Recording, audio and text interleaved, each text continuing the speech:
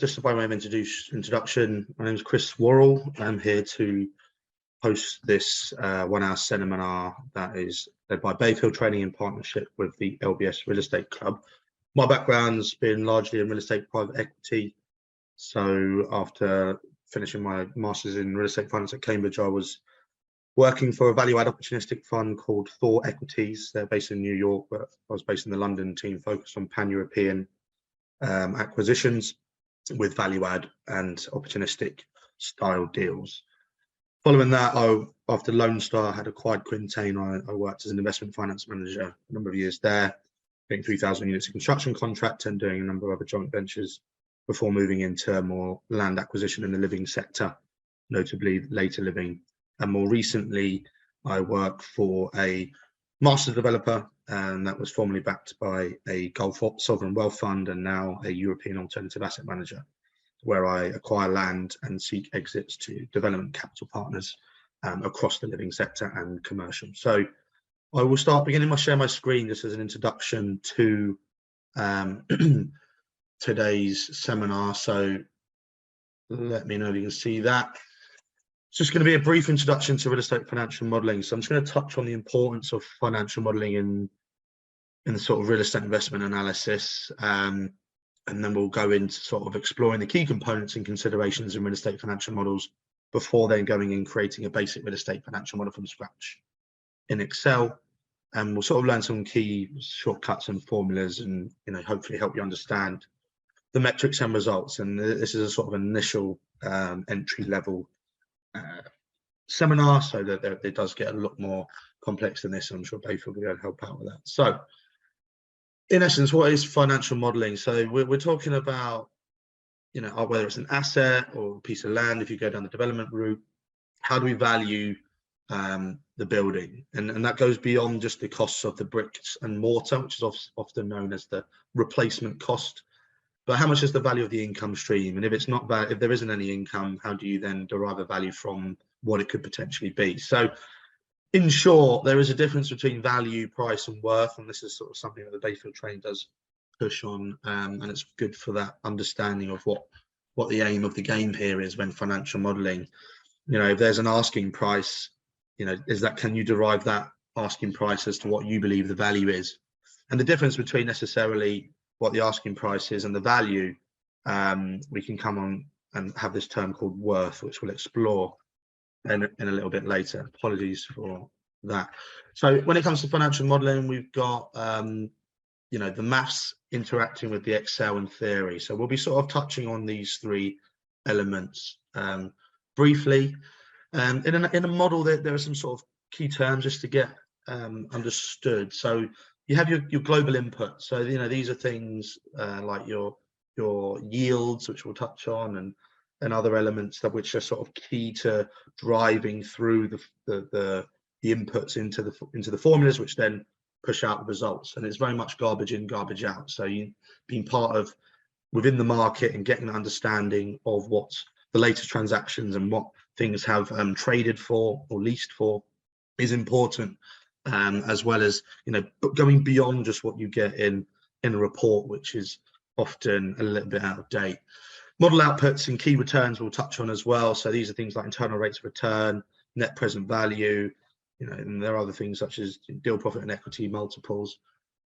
These all drive into using tenancy schedules and assumptions around service charge provisions, what we call turnover projections or rental assumptions as well, before going into a rental cash flow, which are often sort of laid out in a more pragmatic manner. That's where we build the rent functions. That's where we need to understand how do we model void periods or rent reviews that are captured at certain periods. In the UK, it's a 5-word upward only rent review is the norm, but that may differ in France or Spain or Germany, for example. And all of these are then accumulated in a sum of rental cash flows. You've got operational expenditure, which may be running through that. If you've got a build to rent development, residential development, you'll have things like your property management, paying for your concierge, the utilities, maintenance, etc. That all comes out of your operational expenditure. And then capital expenditure are more larger ticket items. So these often may touch on things like whether it's a new extension to a development or adding on floors, like a value add strategy, or ground up development in its entirety. And that all sort of accumulates into what's called a net cash flow, and that's where we analyze the outflows versus the inflows and whether the deal or the project meets our return hurdles.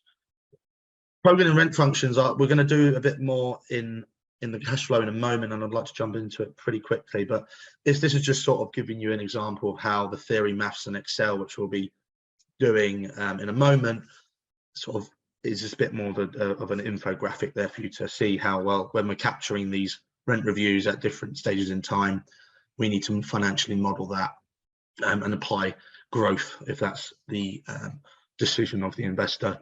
And this is just an extract of a bit more of a detailed cash flow, which you can learn on the Bayfield seminar. So there'll be more information sent by Sonia. So in the meantime, we're going to do a little warm up. So if you do have your Excel in front of you, please pull it up now. I'm just going to touch on what we, some of the financial maths around investment, really. And we've got to start with compound growth.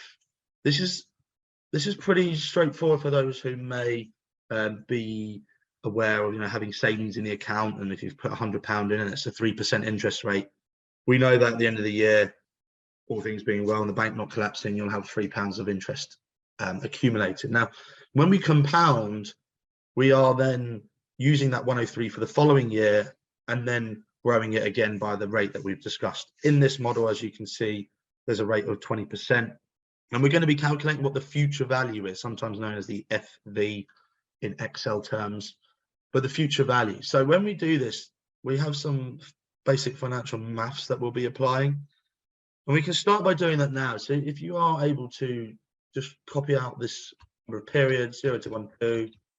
Today we're talking about how much it is today, and we'll be doing the future value by growing it by the number of periods, or compounding it by the number of periods. So our future value in terms of, and what's £10 worth in period 0, i.e.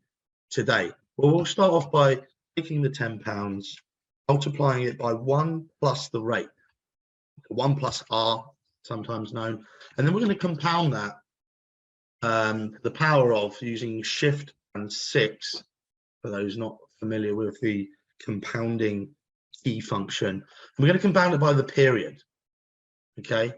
And £10 today is, funny enough, worth £10 today, because when we compound something by 0, you highlight this element and you press F9, you can see that the formula there means that we're timesing 10 by 1, because when we, even if we're adding 20% to our 1 here, when we compound it by 0,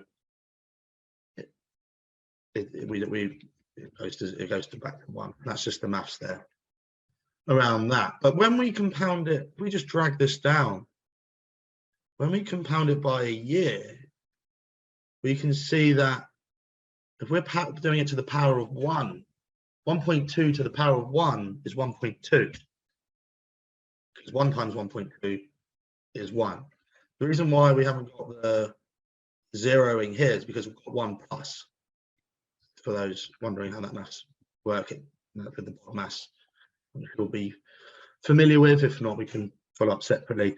So then in year 2, in period 2, we've compounded this £10 for 2 years, but we've in effect compounded, we just did 1.2 plus another 2, sorry, 12 plus another 2. If we were just to do 20% and then 20% again, we'd be at 14, but that's ignoring the compounding effect on this extra 2 of the interest that we would have accumulated in year 1. So 20% on 10 is 12, is 2. When we add that to the 10, we get 12. 12 times 20% is, I think, 2.4. Yeah.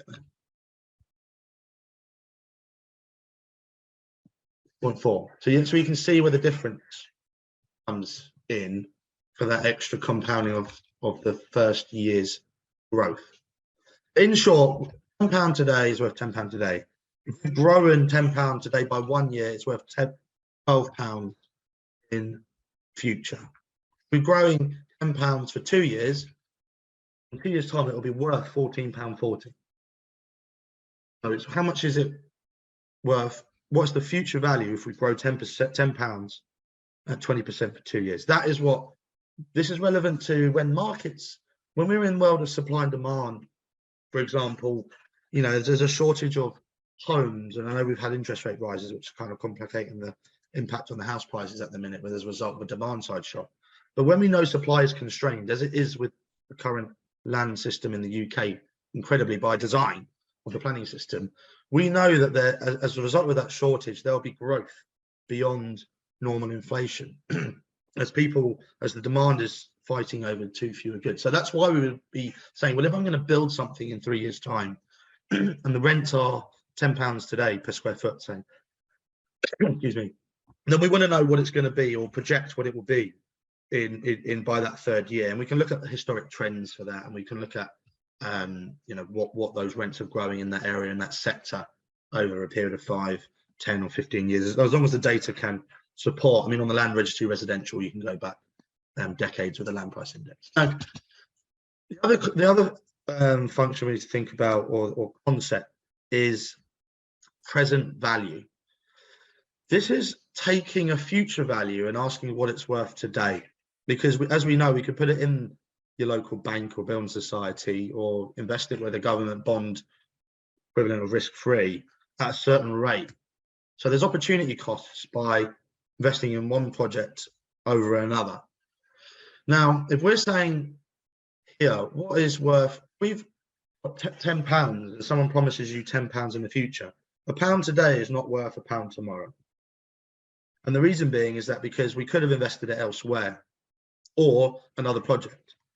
And if our required return in this instance is 20%, £10 today is worth £10 today. But is £10, if I've got to take or discount 2 years worth of return at 20%, what is that worth?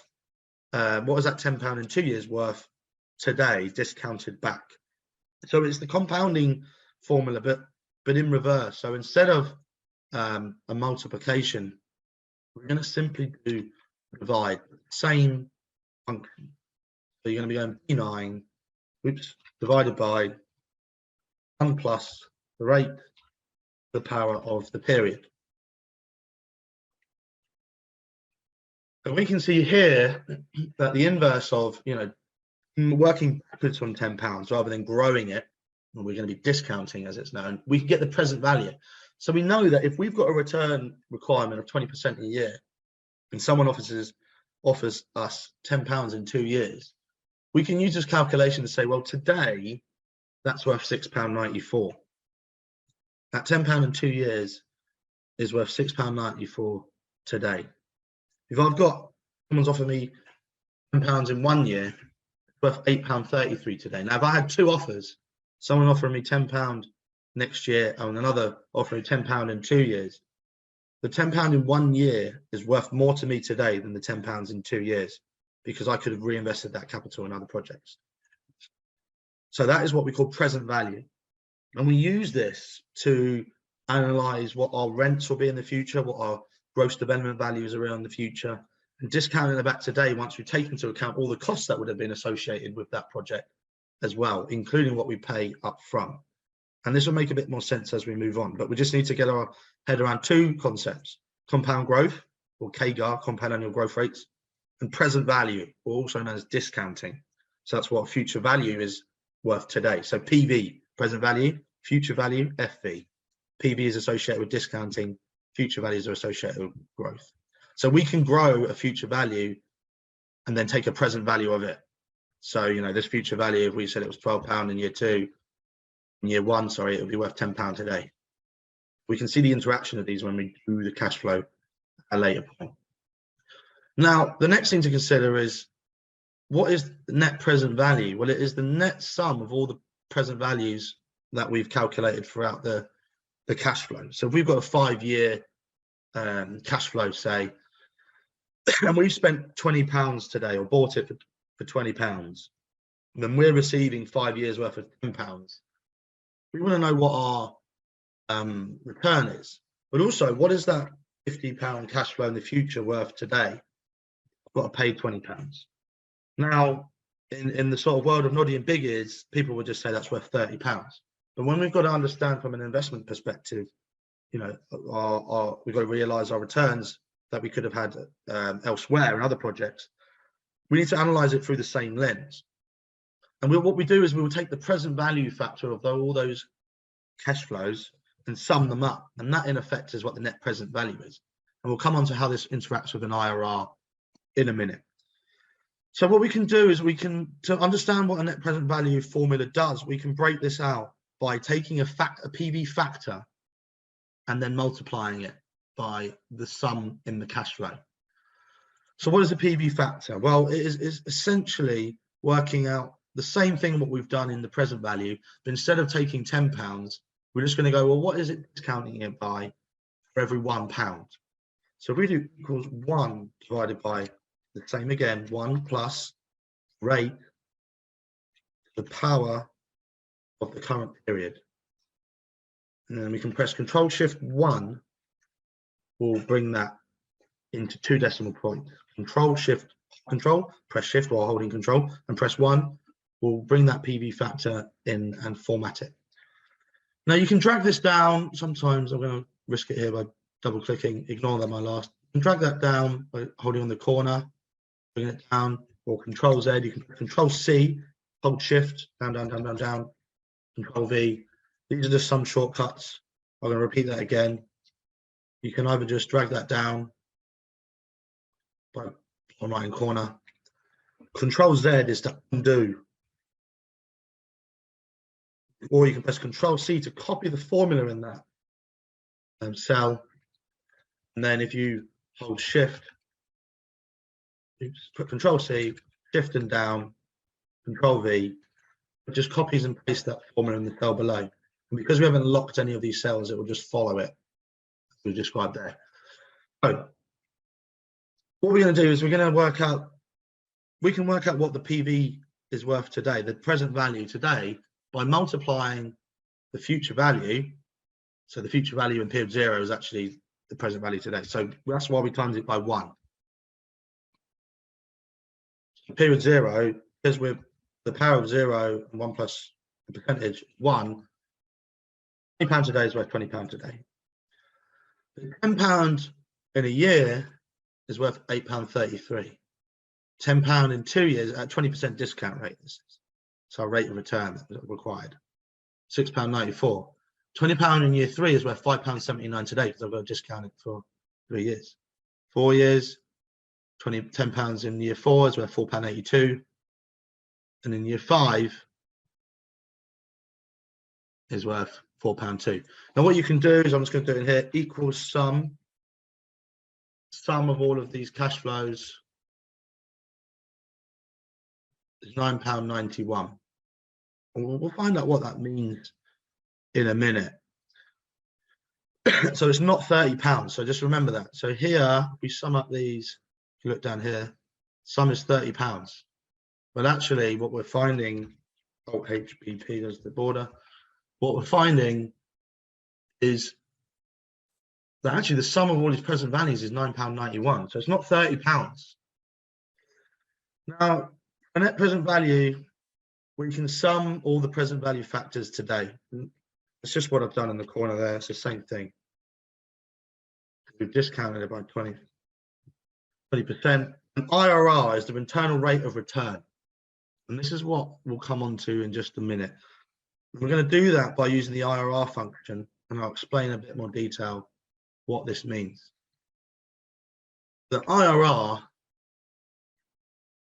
we have to, when you look in this formula, you see what's in bold, it tells you what function you're about to use. So we need to highlight the values here. And we don't highlight the PV factor values, we highlight the future values. Okay. Actually, the rate of return of this deal, 41%. But our rate of return required is only 20%. Now, what does that mean? Well, it means that if your IRR matches your rate of return, your NPV is 0. This is one to remember if you're ever facing a modeling test or you're in an interview with a real estate private equity firm or any investment firm, really, because one of the things they should be asking you is, if my IRR matches my hurdle rate, what is my NPV? And the answer will be 0. And I'll explain why in just a second. If your IRR is higher than your hurdle rate, discount rate, which is our discount rate in this instance is 20%, then your NPV will be positive. As you can see here, our NPV is above 0, so it is positive. And we can see that our IRR is higher, our internal rate of return is higher than the rate of our hurdle rate. So what does that mean? Now, what I'm going to do is, at the minute, we've just pasted all these things in. Now, if I change that to 41.04%, for argument's sake, and I copy and pasted that, Control Shift down, we'll see that if my hurdle rate was 41.04%, Alt H0, Alt H0, it will all be recorded, so don't worry if you get stuck. If our hurdle rate's 41%, then our NPV will be 0.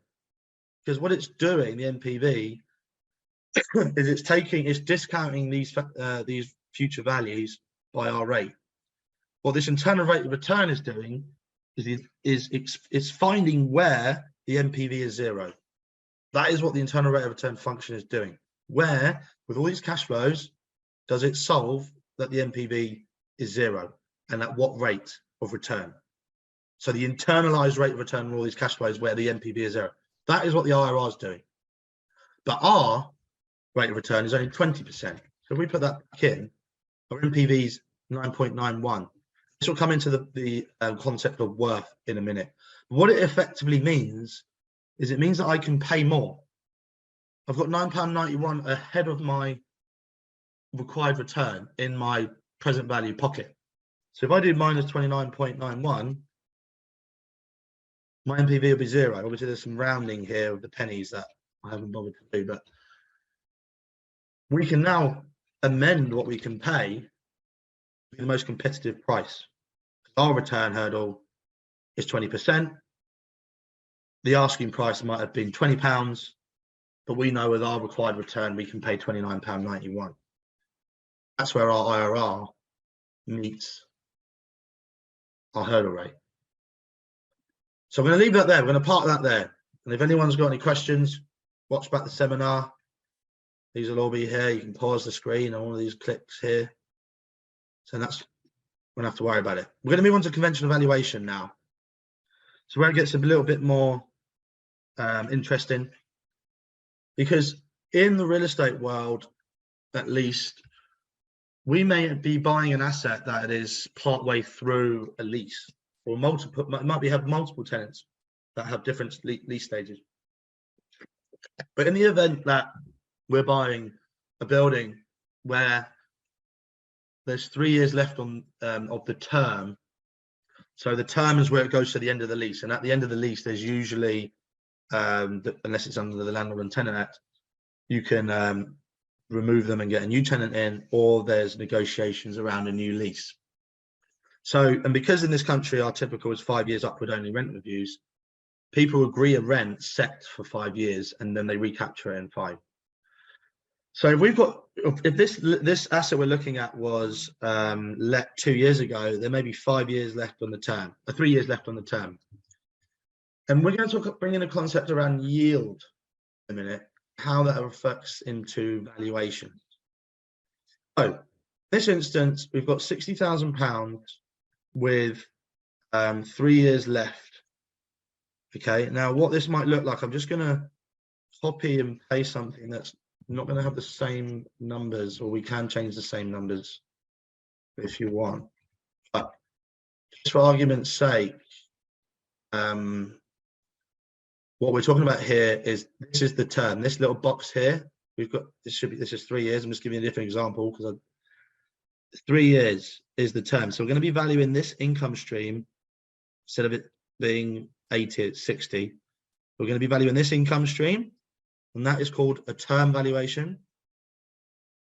And then we're going to have the reversion, which is in 3 years' time in this example.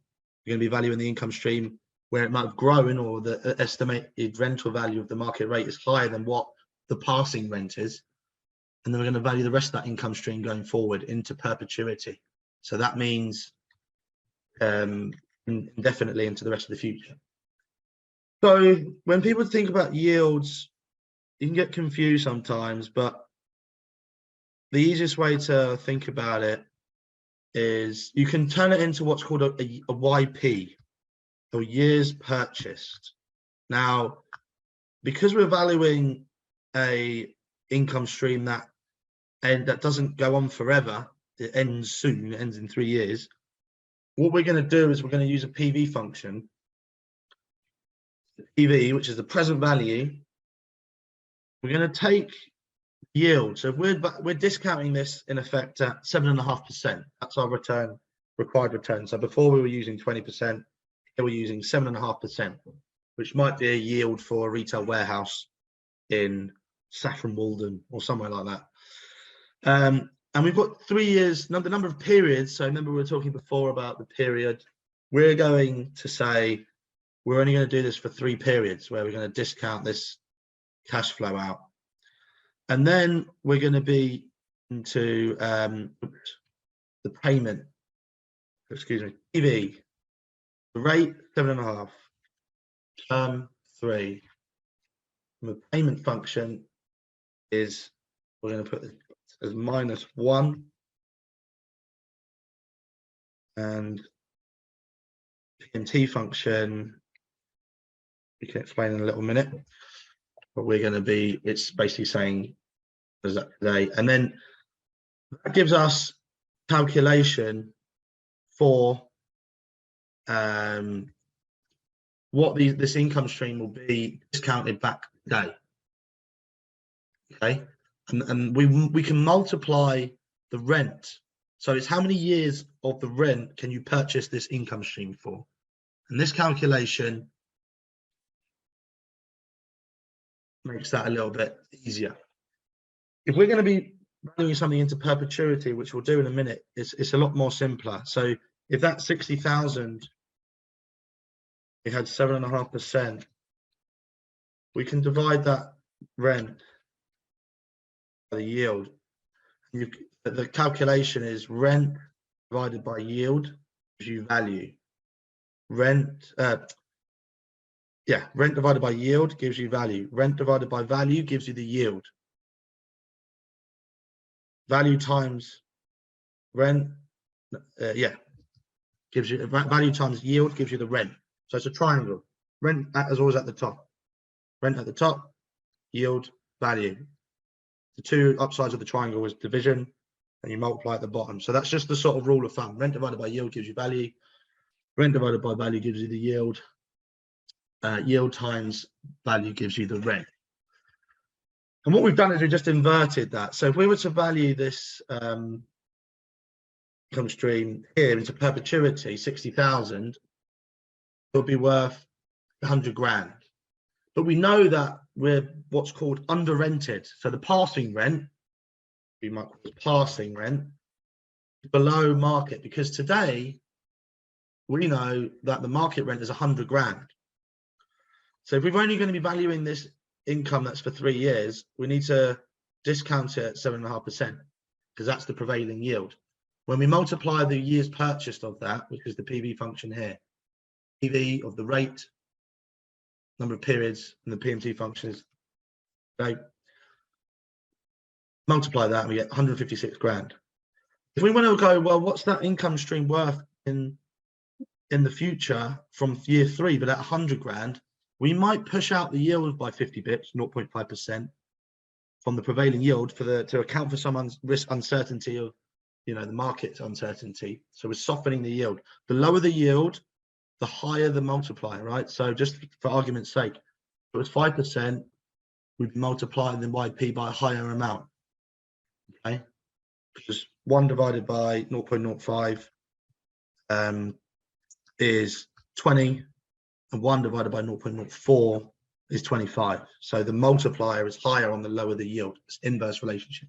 In any case, we've got £100,000 in 3 years.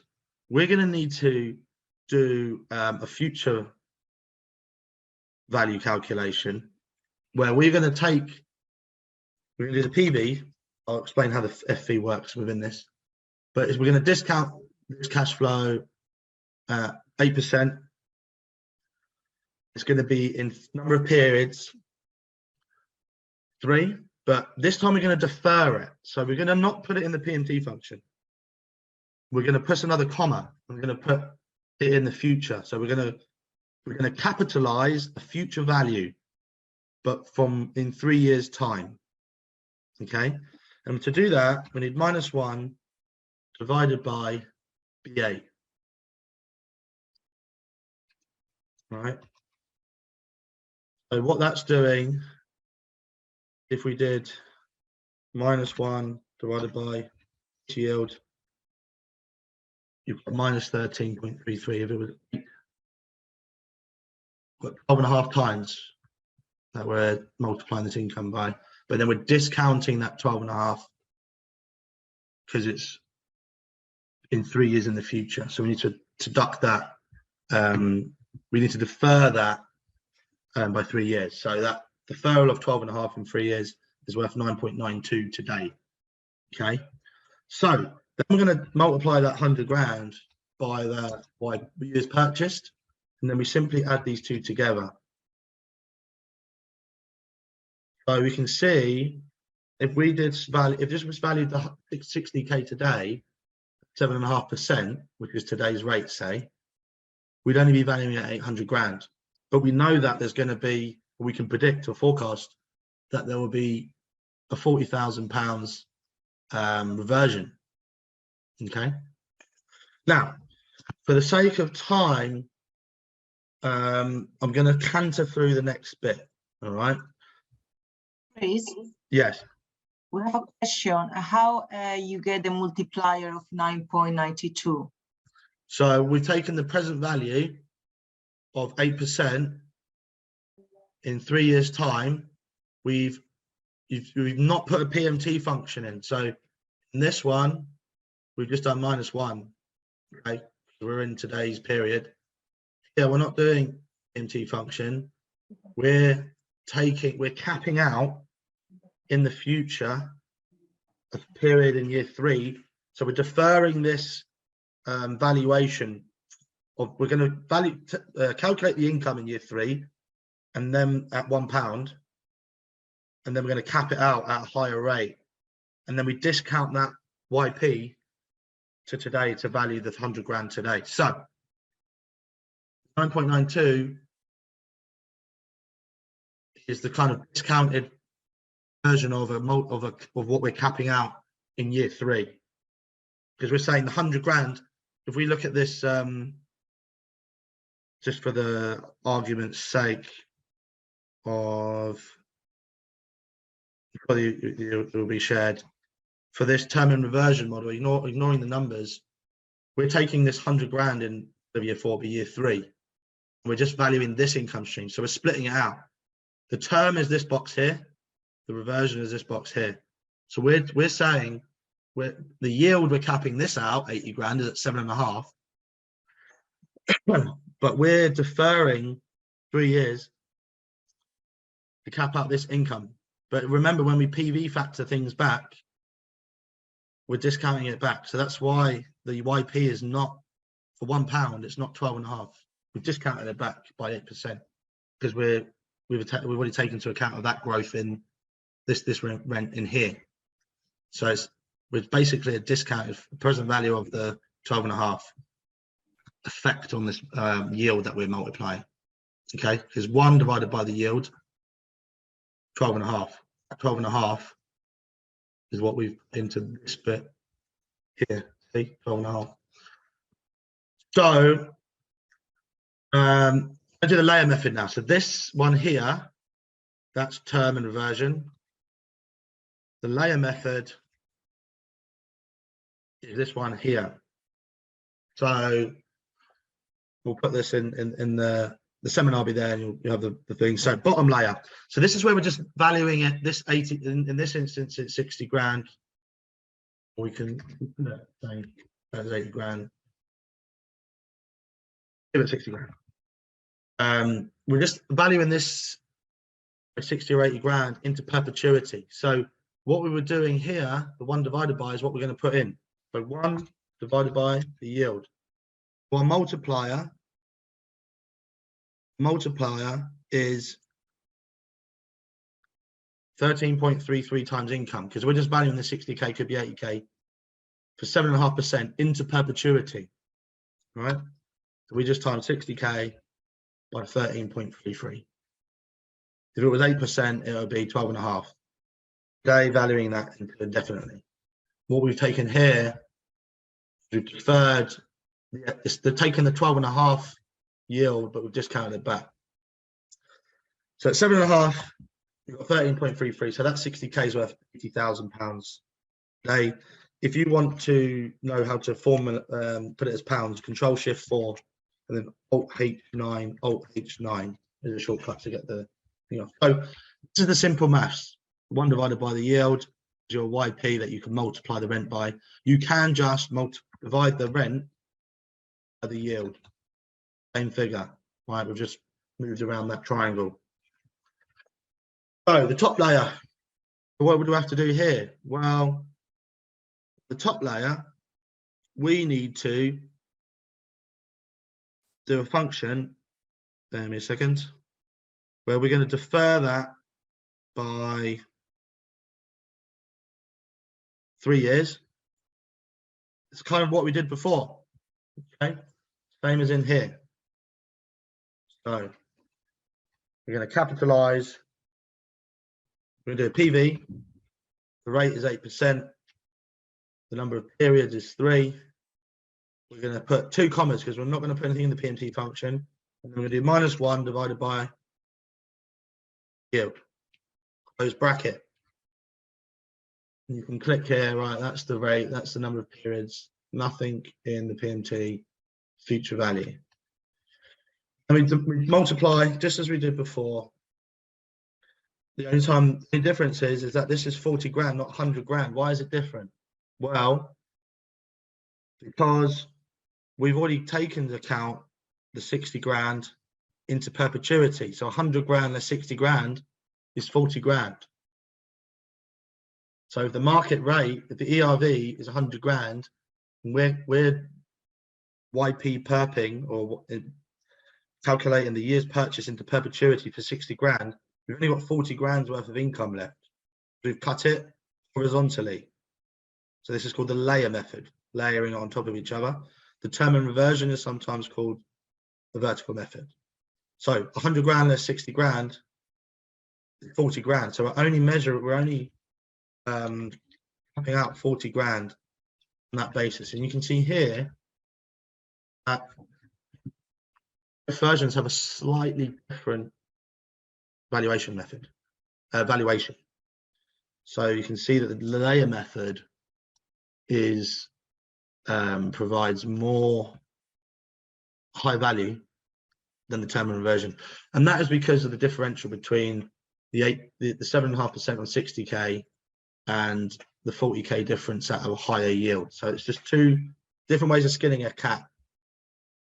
Okay, and often I'd say, you know, you often see this kind of calc. They're just still fine. They're both RIC certified. And there may be different reasons why. If you think that your rent is more certain with this tenant, then you might use this method. Okay, so we're going to come on to, yeah, we have 20 minutes to go, yes, so you know. Okay, well, look, I'll scoot over. I'm going to do a quick equivalent yield, and then we're going to just jump into this cash flow, right, which is the most important bit. Come back to equivalent yield. Let's start with this. Okay, we're going to have rent, yield, and growth rate. So I'll leave it up just so people can copy it. Rent is 100 grand. We've got a yield of 8%. We're going to have a growth rate of 3, and our target rate of returns, this is what we're going to calculate our NPV using, is 10%. Okay, so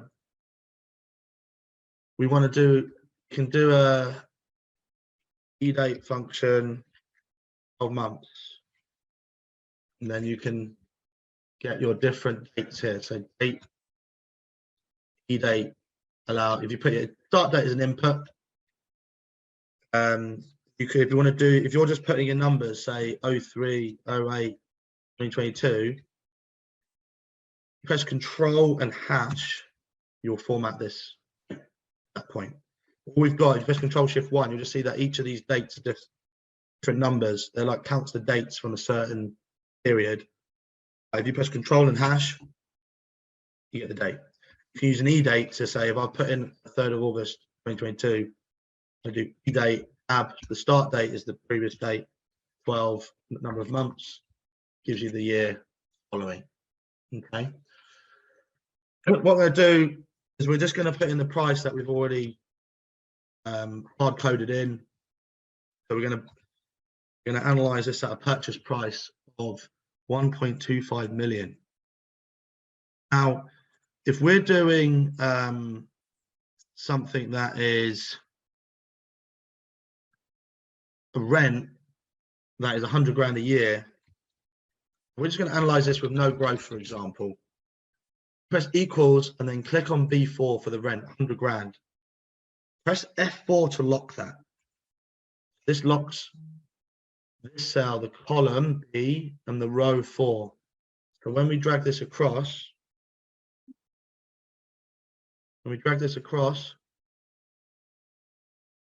it stays.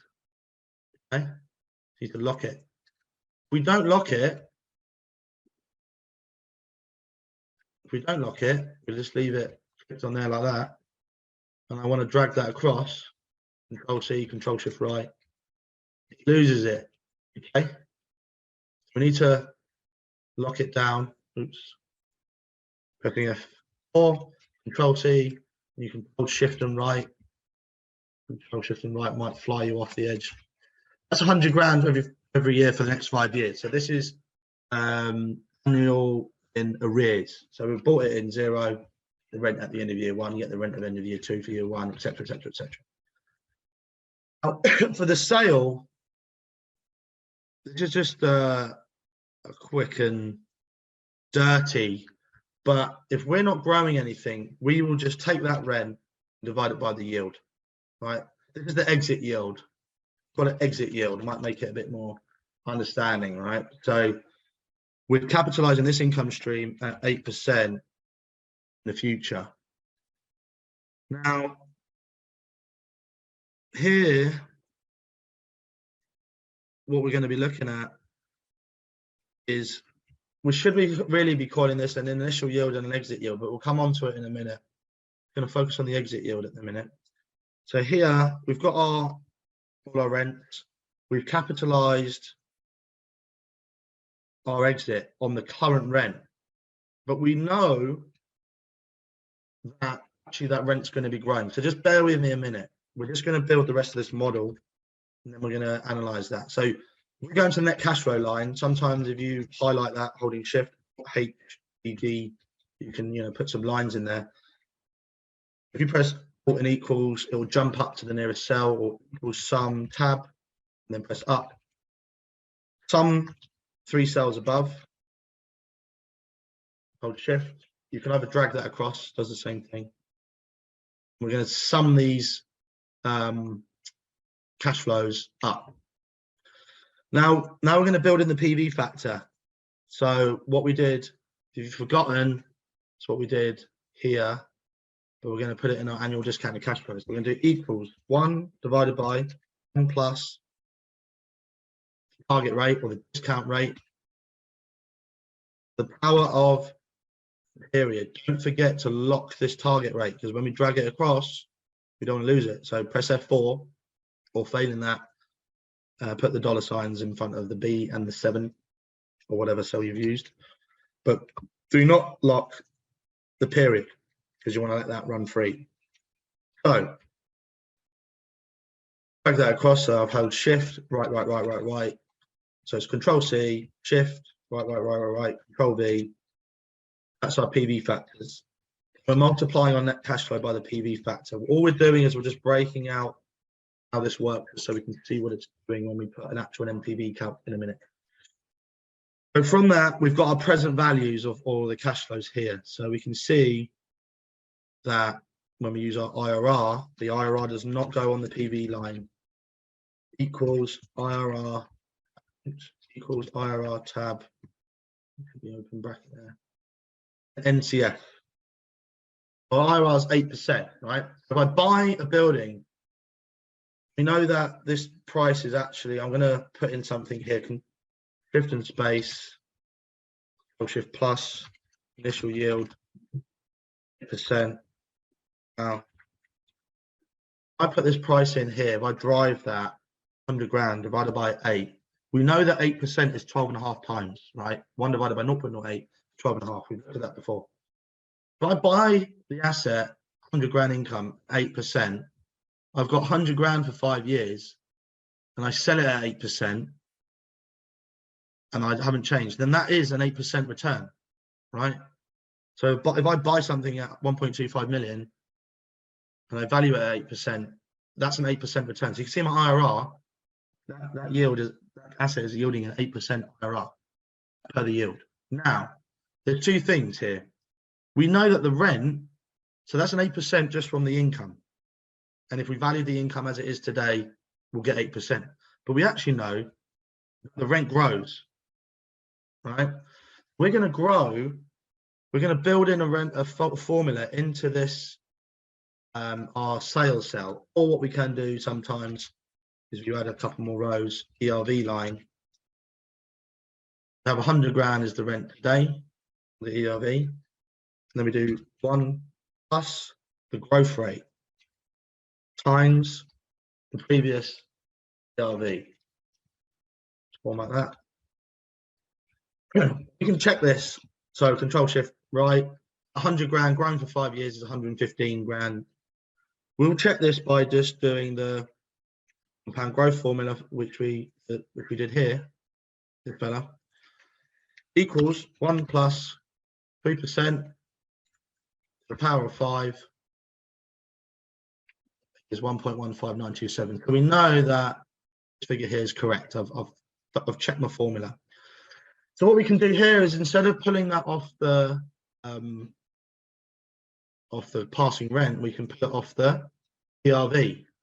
If we've got a 5-year upward rent review, we can, safely assume that in 5th year we can value it off the rent that we'll be getting from there on. And you can see here that increases the IRR because we're getting some increased value from capital growth. If we sharpen that yield 7.5, we're talking about yield compression. Okay. So when we do our NPV, we're going to work out what are those worth. So if we do sum, you can sum up the PV factors, do 28 grand, or you can do NPV. I'm gonna delete this.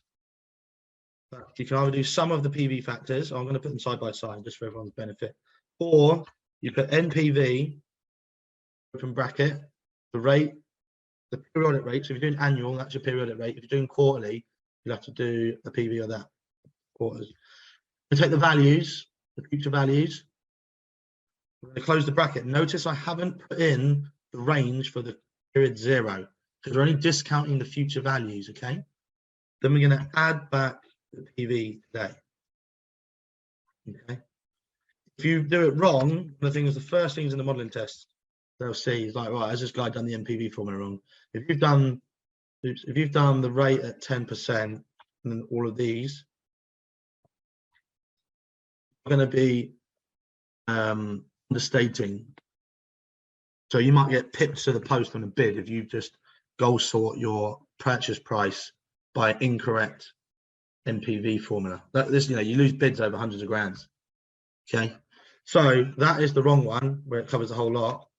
The correct one, as you can see here, matched by the PV factor to prove it, like that. Now, the worth is where we're going to take the price of the NPV, because we're going to take. Remember, we said this. The IRR is just where the net cash flows. What rate of return does the NPV get to 0? 10.58. Our target rate is 10. So we've got 58 bips, 0.58% of fat in the model. you know, if we said the growth rate's 2%, then actually I need to rein in my bid by 13 grand, 14 grand. So it's all about your assumptions. But if I'm saying the growth rate is 3%, what I can do, that instead of bidding 1.25, I can actually bid 1.278. So what I might do is I might do a goal seek.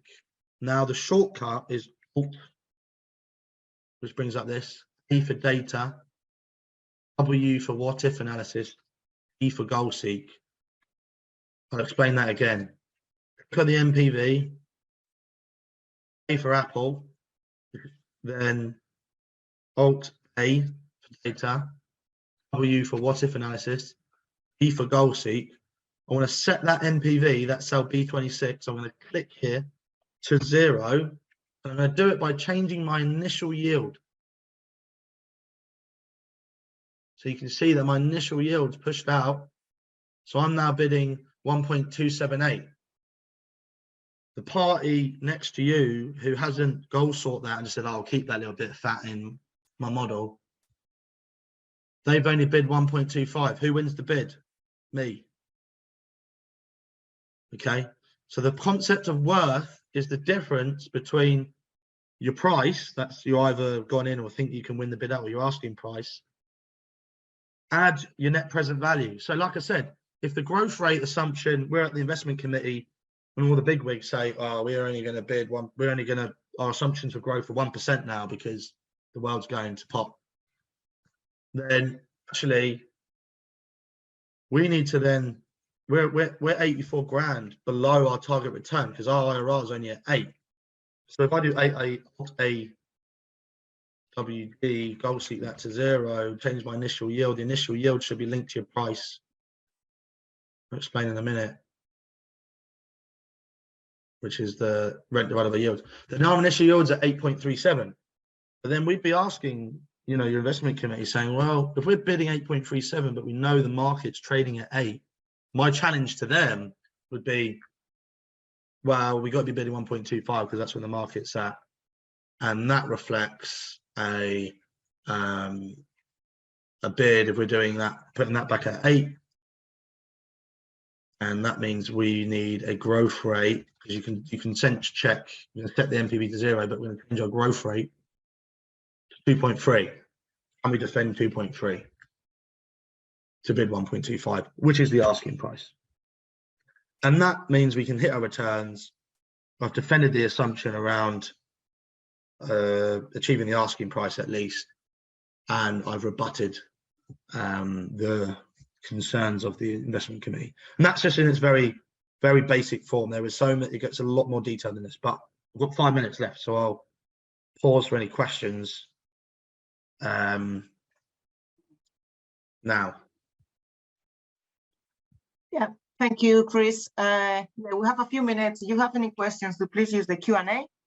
And yeah, I think it's pretty much, we have covered what we wanted to cover.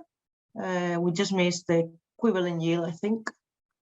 We can jump on that quickly. In essence, the equivalent yield is where I've got 2 different yields here. You've got 7.5% and 8%. It's all a bit confusing. The question is, and I'll do it in here because it'll be easier.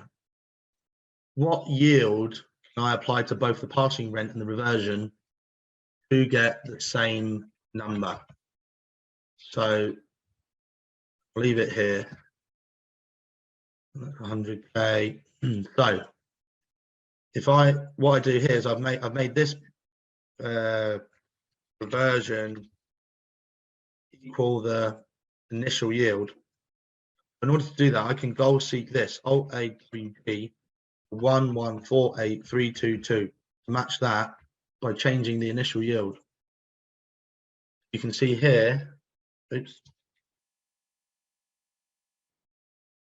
Alt AWG 1148322, changing this.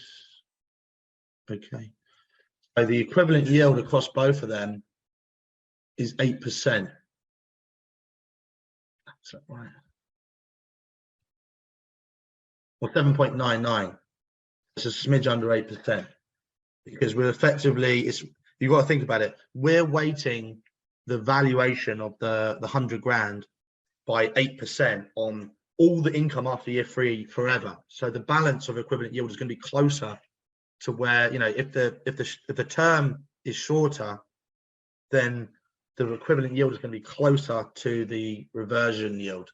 If you've got a long passing term, then the equivalent yield might be closer to your passing yield. So that's just an example there. So we've basically done a different calculation where what yield do we apply that is the same or the equivalent to get to the same outcome.